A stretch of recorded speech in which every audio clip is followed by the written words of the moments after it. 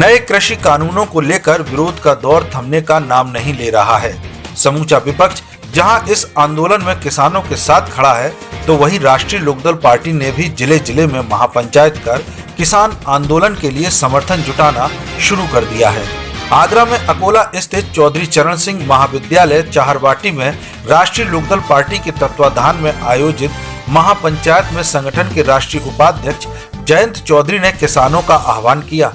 महापंचायत में बोलते हुए उन्होंने इस सरकार को किसान विरोधी बताया।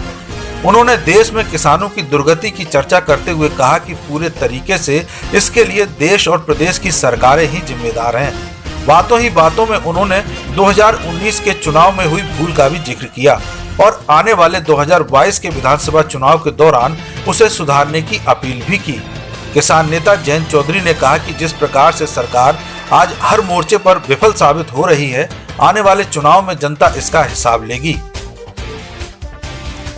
व्यू2 इस महापंचायत में दूर दराज के इलाकों से भी जिले भर के किसानों ने शिरकत की और सरकार की रीति नीति का विरोध किया।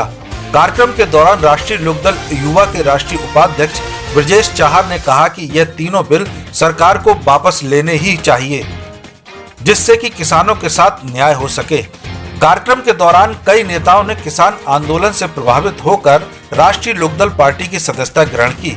इस मौके पर महानगर अध्यक्ष दुर्गेश शुक्ला, युवा जिलाध्यक्ष केशव चाहर, पूर्व मंडल अध्यक्ष नरेंद्र धनगर, पूर्व युवा जिलाध्यक्ष संजय फौजदार, डॉक्टर खेम सिंह राजपूत, सत्यवीर रावत सहित दर्जनों वरिष्ठ नेता मौजूद रहे।